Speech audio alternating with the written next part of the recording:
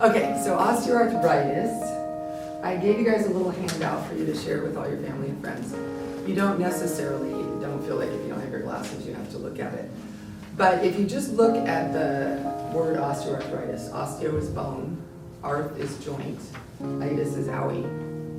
Itis is inflammation of some sort or another. Typically with inflammation, we want to cool it, like tendonitis, icing usually helps. With osteoarthritis, not so much, because the cold can irritate the joint more. So, and because I don't like cold, so I jump onto that, oh good, we don't have to. It's the most common joint injury. They say it happens in people as they age. My feeling is it happens in people as they are active. Like most athletes, they're gonna have osteoarthritis of some kind. And then of course, as we age, as some of the tissue dries out, say the cartilage in the knee dries out, gets more brittle, we're weight bearing on it, it compresses, you start to get bone on bone, and the bone on bone pressure creates more bone. So it's the body doing something really cool, it's just doing it in an area that it shouldn't be doing it, for example, inside a joint, and that's where the pain happens. So I'm not gonna go through and read all of this, but the main thing in regards to yoga treatment, for instance, you wanna work about tracking patterns. So if I'm forever, like I have some osteoarthritis in this hip, and I've been catching myself more lately walking with this hip externally rotated because this hip is dislocated. So that's a release valve, and I need to catch myself and stay in alignment. So if you're kind of standing willy-nilly or, think of what's going on in my spine right now. I'm getting compression in certain areas. I have degenerative disc disease, so I'm probably getting bone on bone, and that can create more little osteophytes growing. But if you're lengthening, stacking the joints of the spine, standing in perfect alignment with your knees, walking in alignment with your knees, that's much healthier. So you're working with the tracking patterns. Typically, there becomes asymmetry around the joint. So one side might be tighter and the other side might be weaker. It could be stronger on one side, pulling the joint out of alignment. So you're working with strengthening the musculature around the joint so that it's even and keeping the joint in alignment, creating space in the joint. Compression is not our friend, unless it's a compression bra. Sorry, I just need to have to edit something. But compression when it comes to bones is pressure, and we want to create space. The knees are a perfect example. I mean, look at all the weight bearing they do, and if it's a perfect world, we're walking in total alignment, but I don't know anyone who's in total alignment all the time. So you turn funny, you step off a curb funny, you can tweak your knee and start to degrade the cartilage, get a tear in the meniscus, even through dehydration. That sort of dehydration, the juice in us is what keeps it puffed up so that the joints stay healthy. As soon as we get dehydrated and we get that, that's when you start to get the problems. So we're gonna work with increasing strength, increasing circulation. I can't emphasize circulation enough. Healing does not happen without circulation. And then reducing inflammation and creating functional movement patterns, and hopefully reducing pain. So we're gonna go through class today, and I'll talk about the different joints. The largest joint in the body is technically, the hip for one, but they consider the lumbar spine. I don't know who they is, but they consider the lumbar spine a joint. And this is a big joint right here, L5-S1, where your spine sits down onto the sacrum, which is that little triangle bone that supports you. Then you have the hip joint. Has anyone ever had misalignment in their hip? I think everyone on the planet at some point. And it's a huge joint, and it's a weight-bearing joint. So you get a lot of osteoarthritis there. And then the infamous SI joint, which is where the lumbar spine, the sacrum attaches to the hip bone. So you know people who have that cute little dimple in their low back, one on each side. That's where the SI joint is.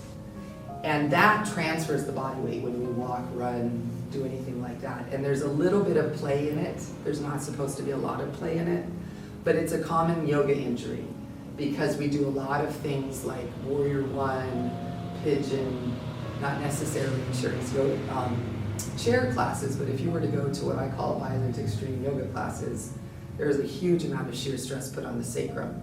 So I've actually worked with a lot of yoga teachers helping them heal their sacrum and their SI joint.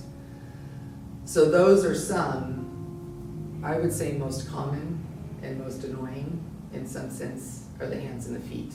Does anyone have it in their big toe joint? Just depends. I have it in the big toe joint and that's not fun. But the hands aren't fun either. And think about like when you're cold, does it get worse? Yes. Yeah.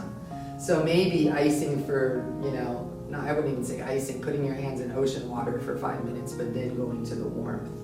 Just because warmth is going to be what nurtures and gets it moving and oily again.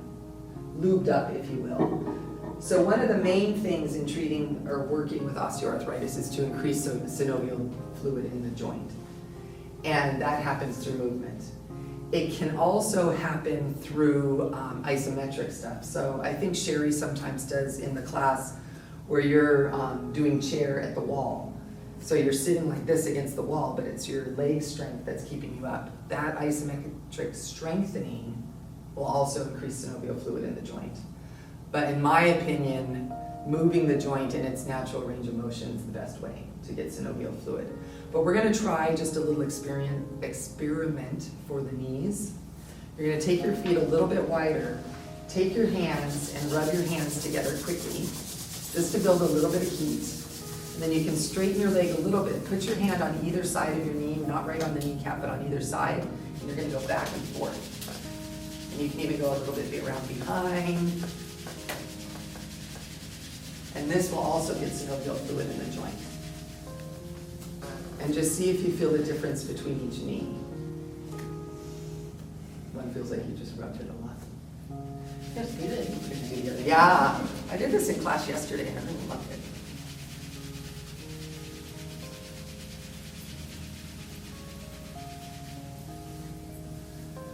Okay. So we're gonna, just so I'm focusing on what we have going on, I know Chris, you have it in you have osteoarthritis in your knees. I keep saying you have. Knees, hips, back. Knees, hips, back. I think shoulder and neck. Okay. What else is there? Thumbs. I'll be right back. I have some WD for you. Hands, anywhere else? No, my hands. But quite painful. Bad. Okay. Knees, ankles. I have it here too in both hands, but it only bothers me occasionally. Good, good. No, I'm on the computer and the fingers go. Yeah. Funny. Yeah. So let's get centered and then we're going to start with some movement. And my goal will be to kind of work all the joints of the body. How about you, Bobby? Back. Back? Okay. We're definitely going to do some cat-cow because that is what will get the movement. We want to compress, extend, and that's almost like a little hydraulic pump for the spine, getting circulation in. Okay, so we're going to find a comfortable seat. And I'm going to offer for your breathing, because it's an itis, you can cool the body internally by inhaling through either a rolled tongue, which not everyone can do, but I can, so I like to show. Yay. Let me see. Through. No. Then. But don't feel bad. It's a genetic thing. It's a genetic You either thing. have the gene or you don't. I Yeah. do not have that gene. Yeah. Sherry has that gene. I don't. Mhm. So if you can't roll your tongue, what you're going to do is just like you're sipping through a straw, and what that will do is cool the air down and cool your body from the inside out, just like Ujjayi heats the body from the inside out. And if you don't like it, don't feel like you have to play, you can just breathe regularly. So you'll inhale that way and then exhale either, or just exhale through your nose, okay? So find a comfortable seat, sit up nice and tall, roll the shoulders back and down a few times. And then allow the shoulders to relax down away from the ears. If it's comfortable, you can gently close your eyes. And just take a moment to draw your awareness inside. Maybe taking a moment to notice how you're feeling physically.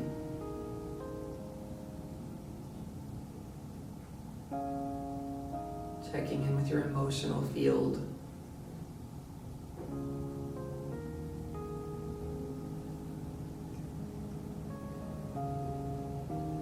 And then start to deepen the breath, and feel free to do the inhale with that Shitali inhale or the sipping through the straw. And then exhaling slowly and completely, drawing the belly button towards the spine. As you inhale, maybe notice how that helps support lengthening the spine.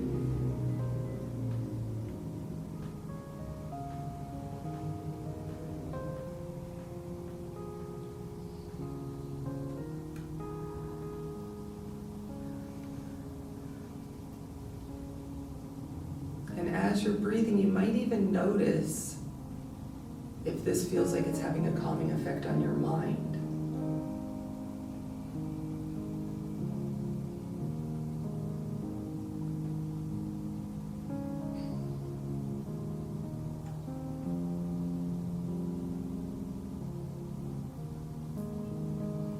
Now go ahead and bring the breath back to Ujjayi breath.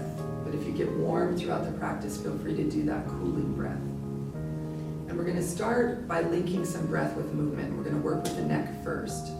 And we always want to get rid of that compression. So we'll inhale, lengthen through the crown of the head like your head is a balloon and it's floating up. As you exhale, turn your head to the right as far as is comfortable. And then inhale back to center, lengthening through the crown of the head. Exhale, turn your head to your left. Inhaling back to center. Exhaling, turning right. Inhaling to center. Exhaling, turning left. Inhale to center. We'll go one more time to each side. Exhaling, turning to your right. Inhale to center. Exhaling, turning left. Coming back to center. So twists, if someone had severe osteoarthritis in their neck and they went this far and it was like, oh, you don't want to push through that.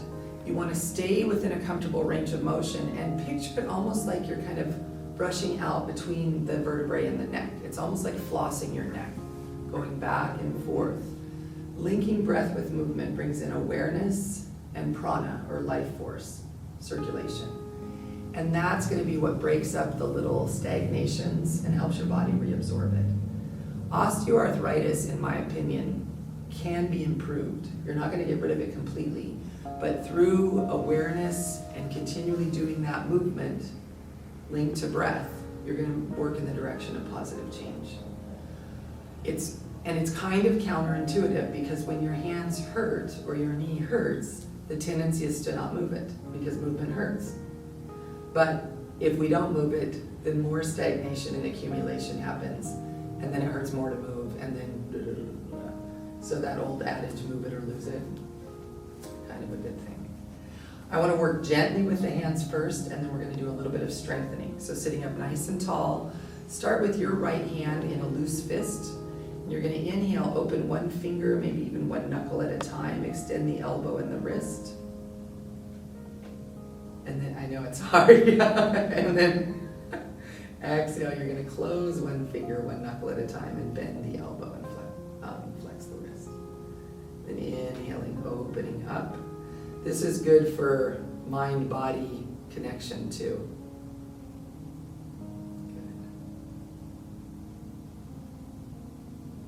I always like to do one at a time, especially if there's pain in the hands, because then you can really focus on moving that side.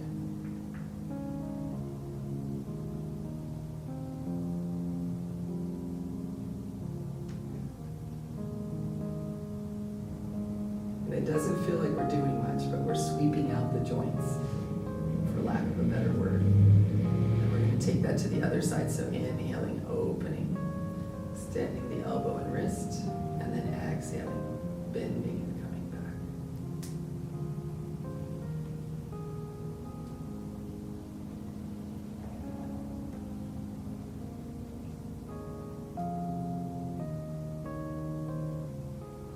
How does that feel, Joy? Actually feels good. Good. And this is something you can do, like, you get up to go to the bathroom, do it a few times, you know, just periodically throughout the day. So you're not doing it 50 times at one time, but you're having little yoga snacks throughout the day. I like that. Yeah. Good.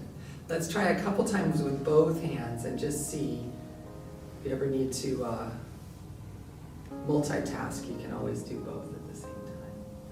But notice we're also getting the wrist and the elbows here.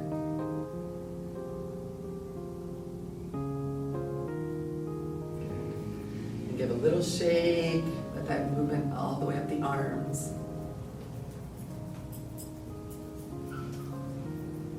Okay. I want to get into the spine. It's not as common in the thoracic spine to have arthritis just because of the rib cage kind of holds you in place. That being said, it happens. Yeah. So sit up nice and tall. We're going to use our core strength to rotate around the spine. So have your arms up like you're a cactus. Inhale, sit taller. As you exhale, pull the belly in, turn your shoulders to the right. Inhale back to center. Exhale, belly in, turn the other way. Inhale to center. Exhale, turn. Inhale to center. Exhale, turn. Inhale to center. Exhale, turn. And then inhale back to center. Good. Release the arms, roll the shoulders a few times. Okay, we're going to get into the knees because I'm seeing some knee pain. Okay, we want to work with tracking, so just watch my leg. If I'm like inhale, exhale, you know, that's not conscious movement. We want to be sitting up tall and stay in alignment, almost like you're in anatomical alignment, or like Tadasana, when you're standing in perfect alignment. We want to see that alignment as we're moving the leg as well. So we're going to inhale, extend out. So you have that straight line, hip, knee, second toe. Then exhale, bend and lift. Inhale, extend. Exhale, bend and lift. Inhale, extend. Exhale, bend and lift. Inhale, extend. Exhale, bend and lift. And then extend, and we're going to hold it there because we want to strengthen the quads. And that's going to help with knee tracking. Are you also, Ideally, you're flexing the ankle because you want to stretch the back of the, especially, I've been coming across a lot more people who are having issues in the back of their knees, including me. Yeah. Now while we're here, do some circles, maybe get some cracking. And reverse that.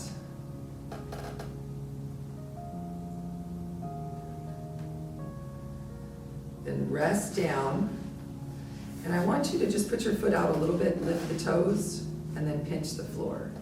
I mean, you can lift your foot. Then lift the toes and pinch the floor. Lift. Just going back and forth. This will also help the fascia in the feet.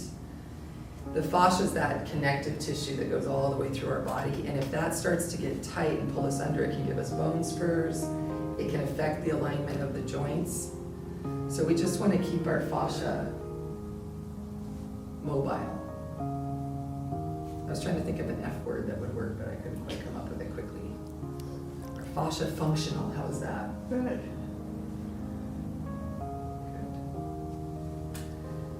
Then release that, and we're going to take that to the other side.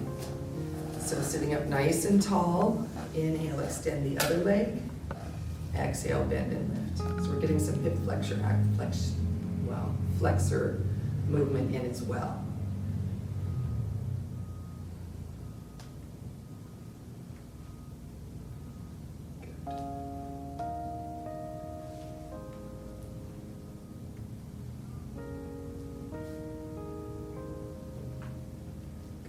hold it out, sit up nice and tall, and do some circles. Can you feel all those little muscles? I've been doing a lot of walking, so every time I do this, I feel all the little muscles in my ankle and calf. And when those get tight, it starts to constrict and pull the bones together. So it's always that thinking of lengthening everything. And reverse.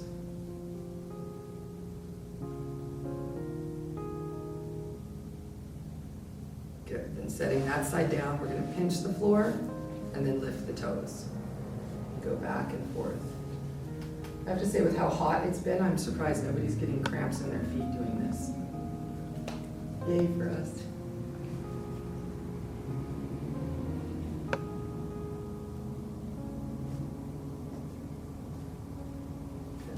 Can you feel how that wakes your feet up?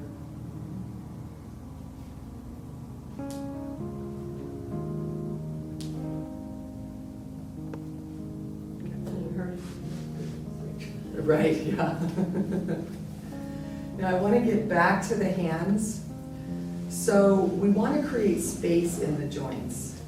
And we're going to do it manually. We're going to pull our finger. So you're going to hold on to your thumb and just pull in traction. Not twisting or pulling, just, and then do the same with the others. Does that feel okay?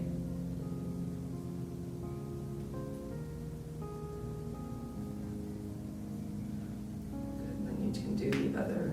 Yeah. And then we're going to Percussion band is here.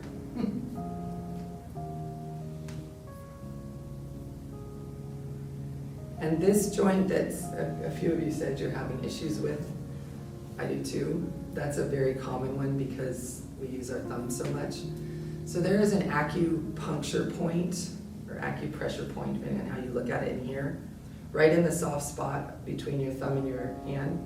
So you go in and you kind of dig and you're pinching on the bottom side and you'll find it when you go, oh, it should be tender.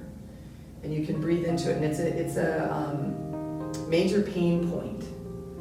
On the bottom here? Yeah, you're pressing the top and the bottom. So it would be, you're kind of coming in like that. And my sister did it to me the first time and I about jumped through the roof. And so then she did it harder. Okay, I want to get into the hips. So first we're going to lean back and go back and forth. Just to get movement, this will get circulation around the hip, but also the synovial fluid. Plus it looks fun. Any pain with that for anyone? Not yet. Not yet. Or it. Only over here. Okay, yeah. We'll get into the feet too. So we're gonna lift, let's start with your right knee. We're gonna lift it up, and you can hold behind or in front. Sometimes people with arthritis or meniscus problems holding like this hurts because you're compressing the knee more. So adapt how you need to. And then we're gonna do circles. Sounds like the ice cream man is outside.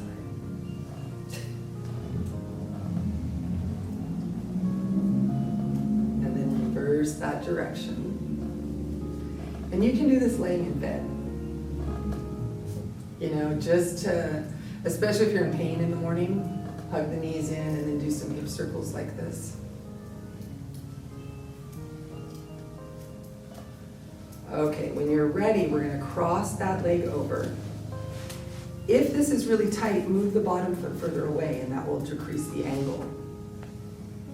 Use your hand on your ball of your foot and you can hold the leg with the other hand and you're going to do some more of those big slow circles.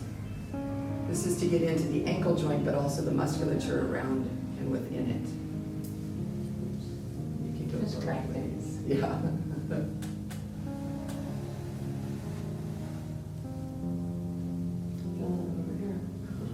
Yeah, so we're definitely releasing the piriformis around the hip joint. You want to keep, like anytime there's a lot of tension around a joint, it's going to grip and create less space for that joint.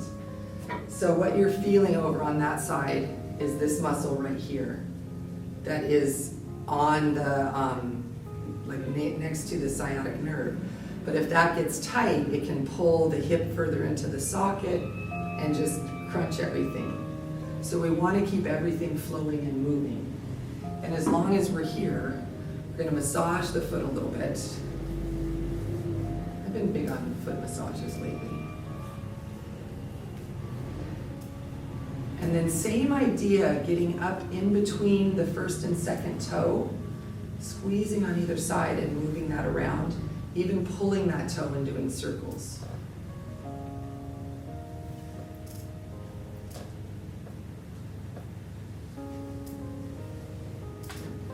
Just to lubricate it.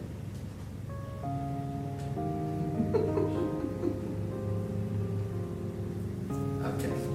And sit up tall again. Pull that knee towards your opposite shoulder. And that does that increase the stretch? Mm-hmm.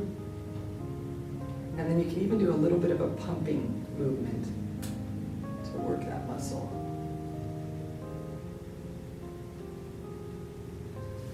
Then we can stay here, or we can sit up tall and start to come forward, making sure our pelvis goes forward too. And breathe as though your lung is in that hip.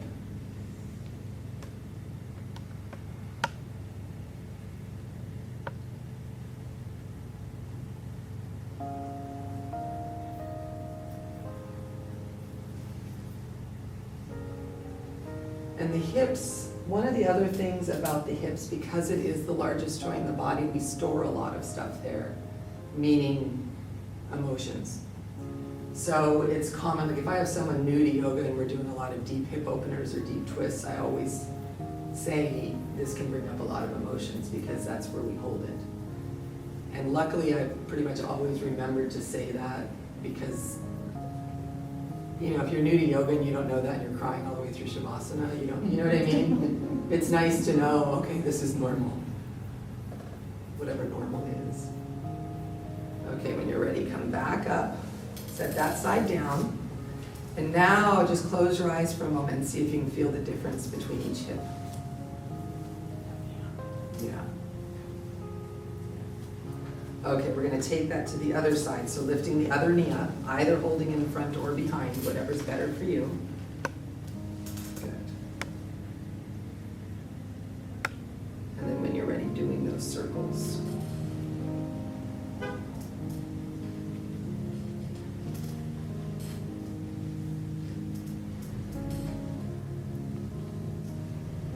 And reverse.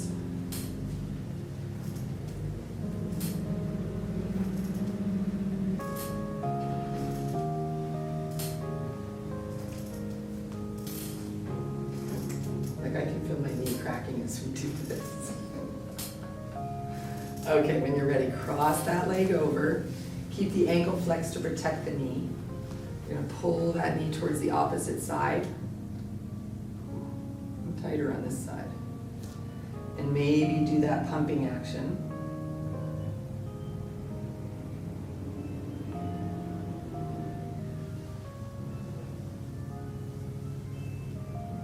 And then let that knee come down. Don't let this foot be left out. You're going to massage this side too.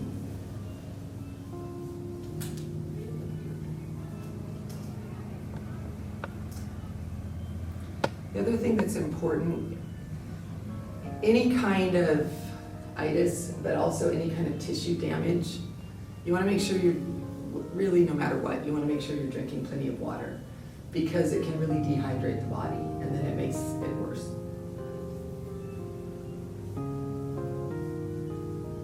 Then we're going to press in that same spot similar to the thumb where you're in between the big toe and the second toe, squeezing on top and bottom.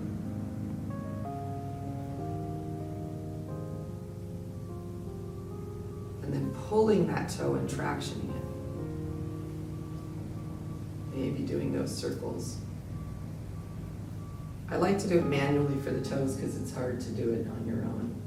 I mean, some people have that kind of toe control that I don't. Then sitting up nice and tall, maybe staying here, maybe starting to come forward and breathing into as though your lung is in that left hip. One thing that's helped me a lot is Viniyoga, which is, it's an Ayurvedic thing in itself, massage. So what you would do, in the case of osteoarthritis, I would recommend sesame oil, like organic sesame oil. Before your shower, you can even brush your skin a little bit, but rub the sesame oil on this way and then around the joints this way. Clockwise, because that's all the joints have chakras in them and they run clockwise. If you go counterclockwise, it's not the end of the world, but it's better to go clockwise. And with your hands, really massaging that in. Then you get in the hot shower and that helps it absorb deeper into the skin. You can do it after the shower too. I do it before and after because I have really dry skin.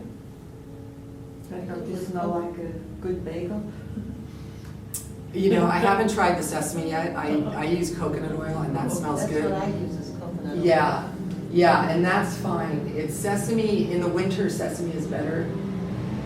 And the reason I said it for osteoarthritis is because sesame is warming, coconut is cooling.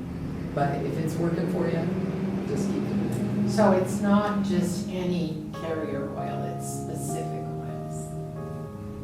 Olive oil is also good. There's other ones you can do, but you want to make sure it's not mineral oil of any kind. Yeah.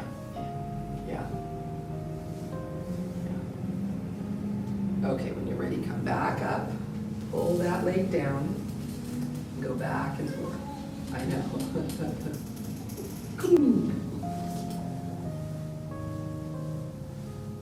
Okay, I want to get into the spine.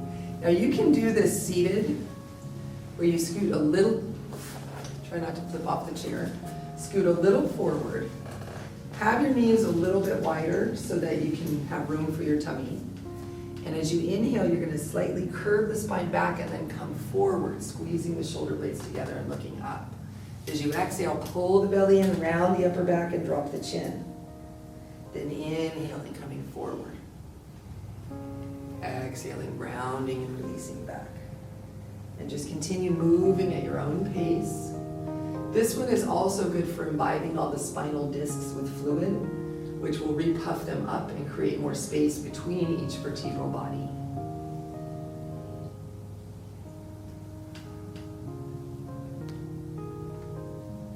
There's also ligaments.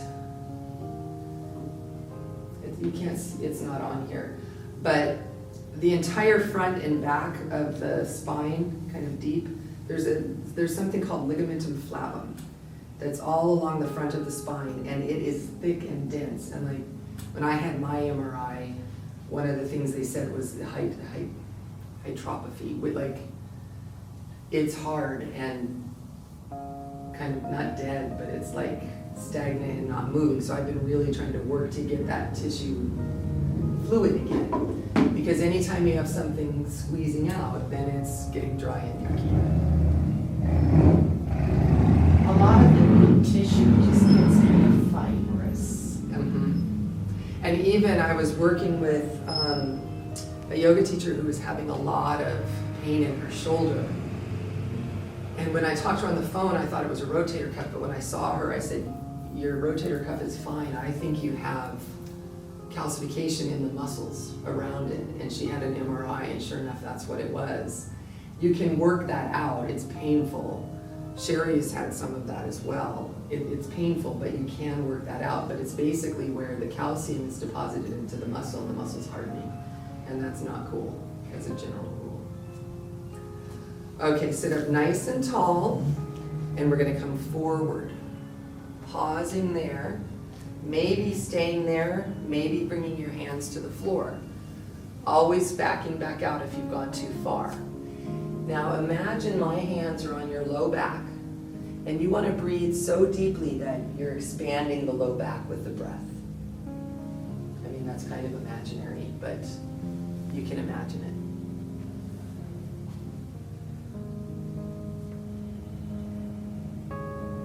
And now we're going to let our head hang down and do some no's and some yeses, maybe some full head rolls. Because this is taking the weight off the neck, so it's safer.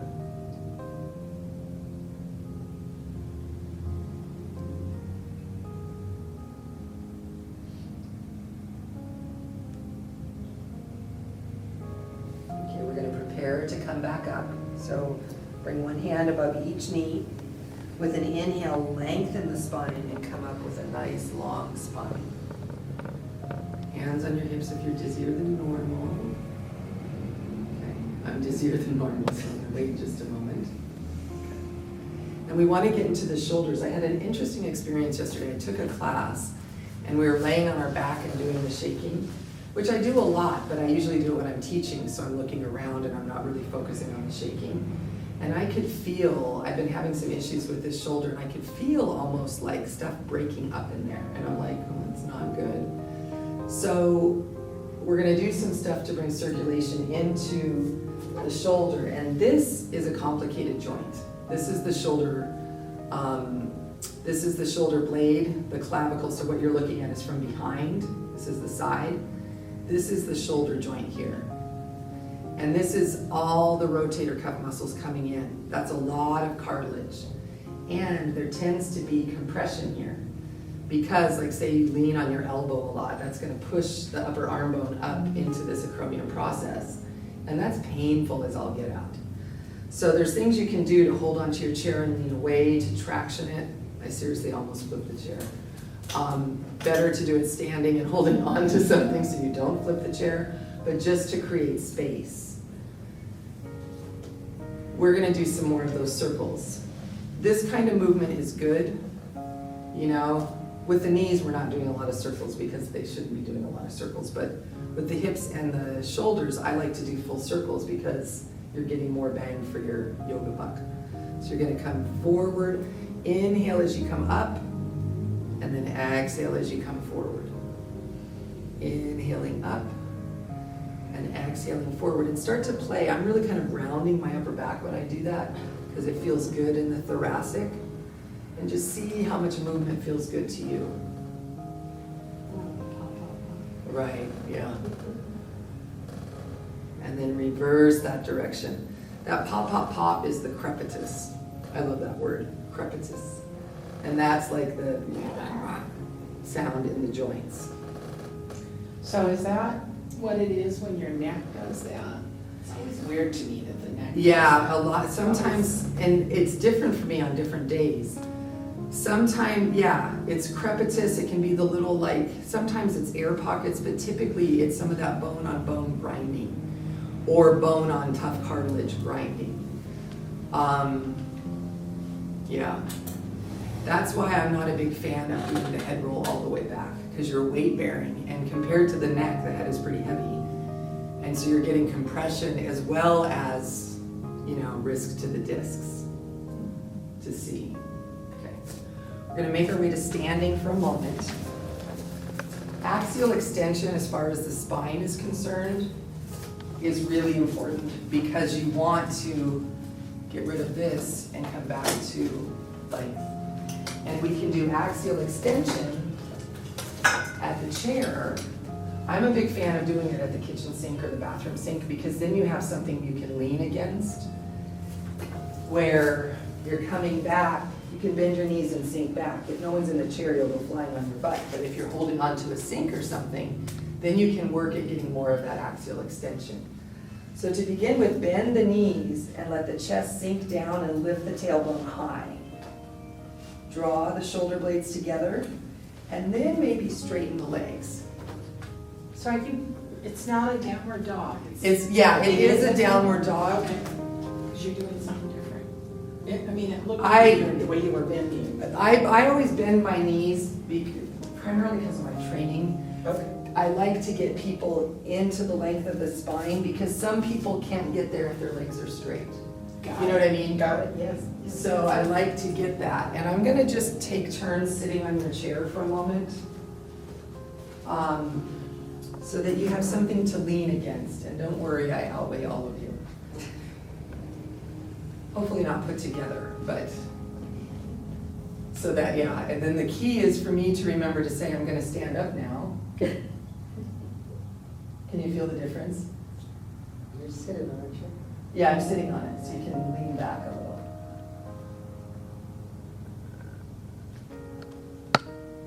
Okay, I'm gonna get up.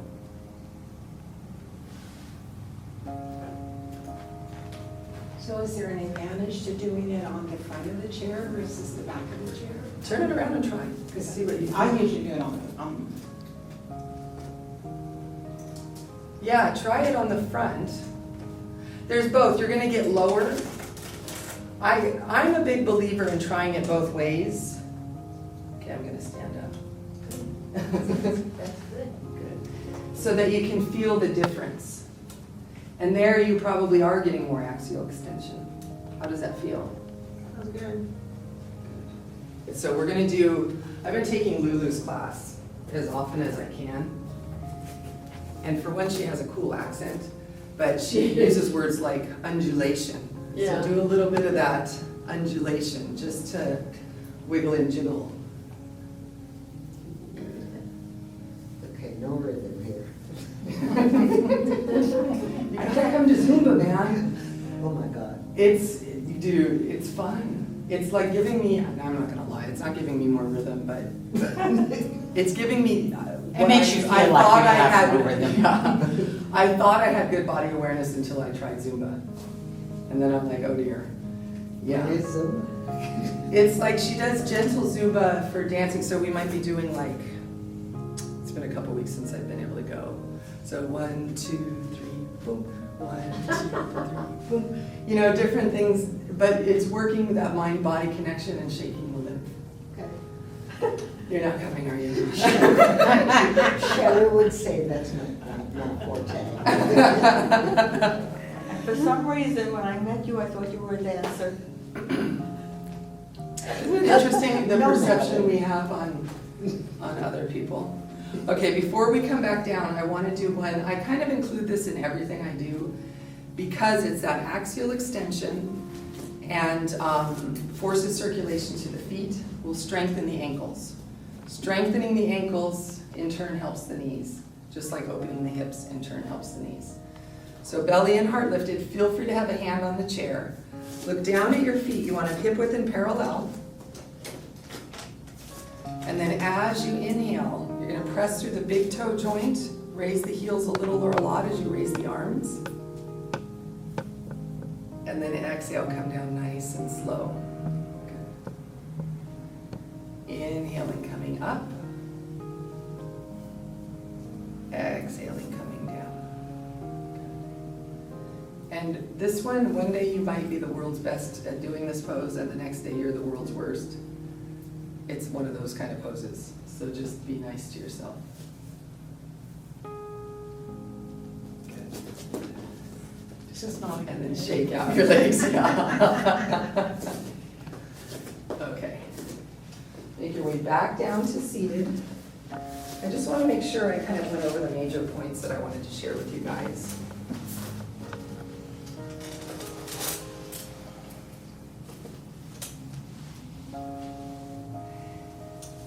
Yeah. And that's the other thing, like think about your daily activities, what's annoying it. Like, have you ever caught yourself kind of standing like this and then wondering why your hip is hurting on that side and your low back is hurting on that side?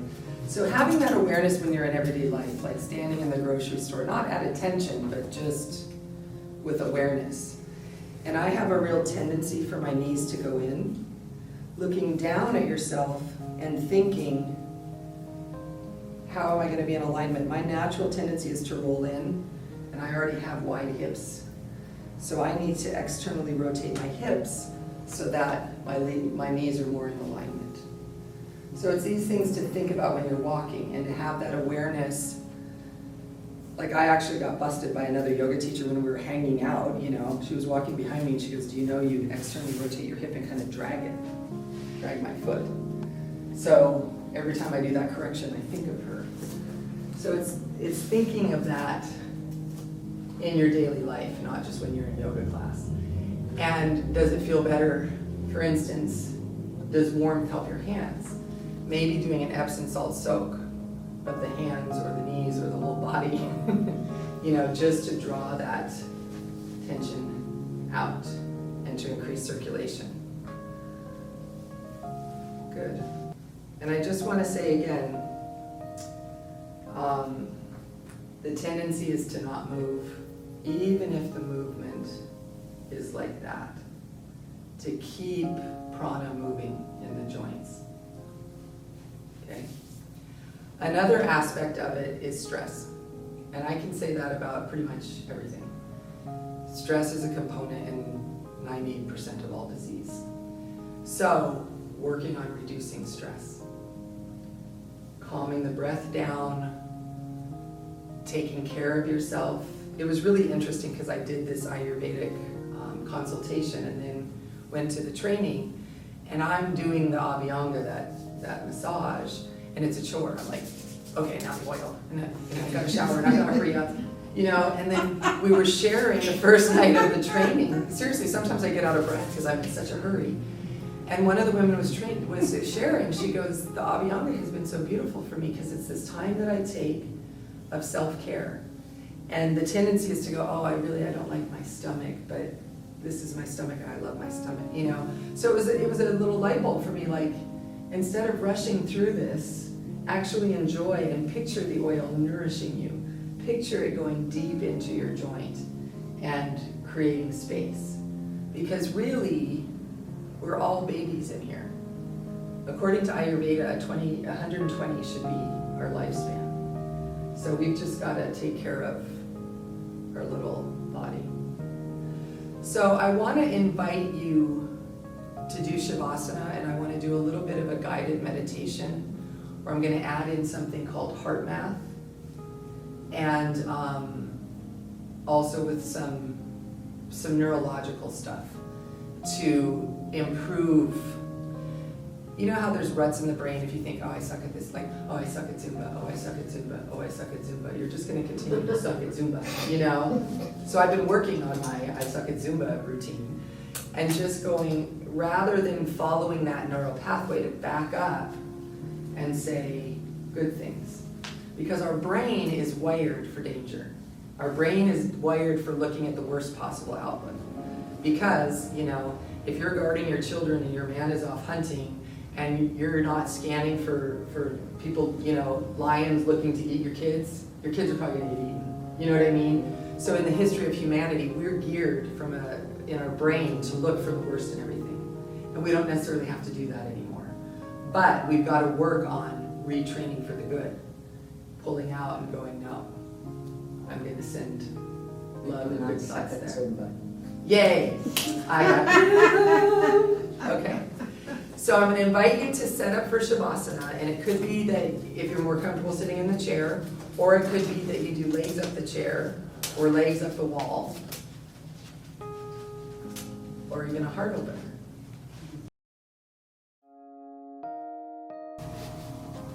Take a final moment to scan your body and just notice if you're holding tension anywhere.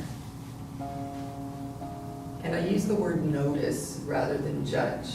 If you find the tension, just invite it to leave. And maybe it does, maybe it doesn't. But sometimes just bringing your awareness to it provides a valve.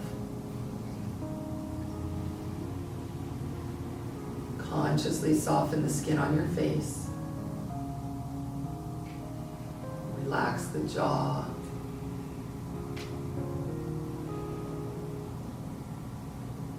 And start to watch your breath. I'd like you to do a few rounds of breathing where the inhale and the exhale are the same length. Not forcing it to your biggest length, just getting a natural inhale and then letting the exhale be the same length.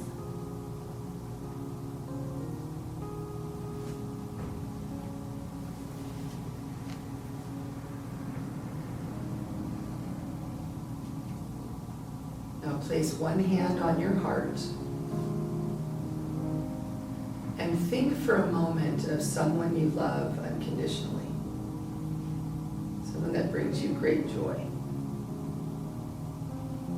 And it could be a pet. You're great for unconditional love. And let that feeling of unconditional love build in your heart.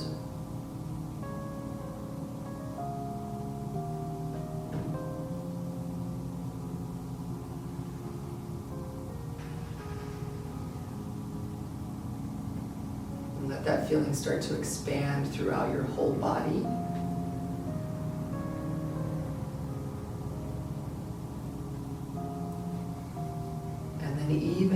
beyond your body. Like you're being enveloped from all sides by this unconditional love.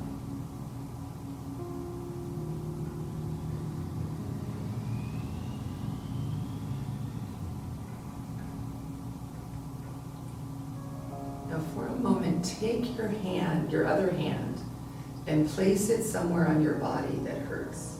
Maybe it's even placing your hands together.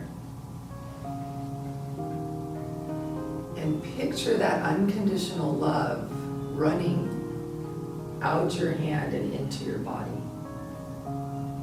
into that place that is sore or painful.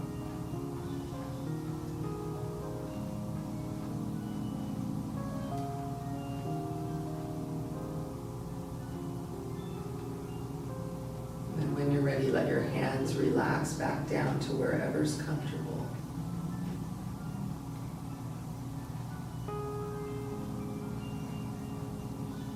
Maybe even picture that blanket of unconditional love enveloping you.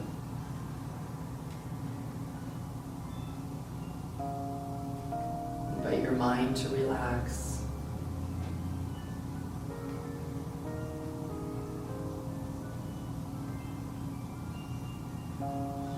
And just bask in that feeling of unconditional love.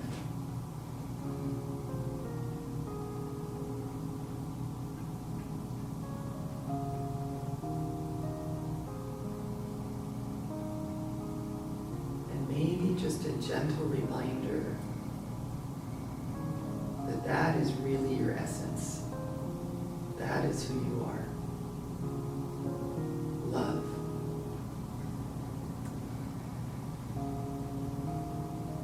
Let that permeate your body,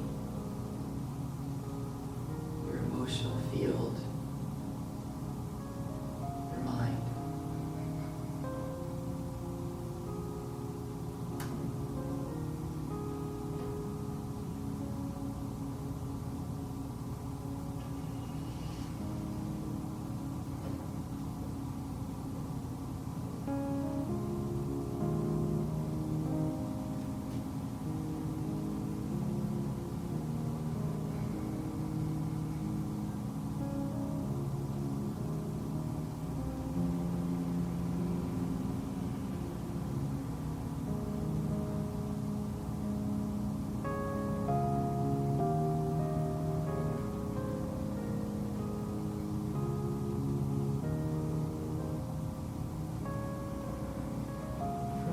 Start to breathe a little deeper.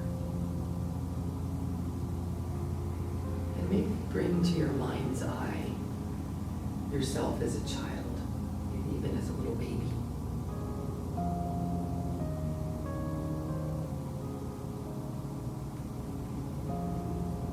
You're going to nurture that baby that's still in there. When you feel ready, gently bring the knees into the chest. Roll to one side, into that fetal position, that little baby. Maybe even gently hugging yourself.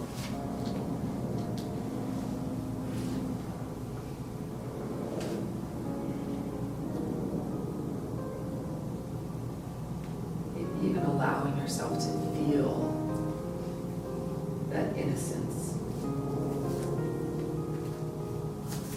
Perfect little baby, the perfect little human that you are.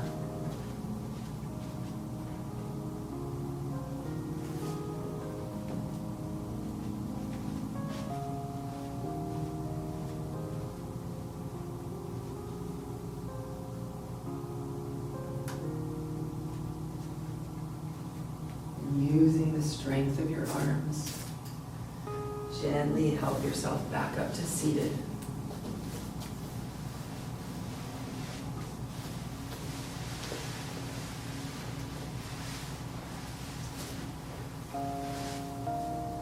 I just want to offer a mudra. It's called Garuda Mudra, which is Eagle Mudra. And it's where you take your thumbs together. You're going to place your hands over your heart. Yeah, crossing them over your heart. And gently bow to yourself. Even picturing those wings of the eagle cradling your heart. Honor your body. Honor your dedication to your practice. And honor that light inside each one of us that connects us all.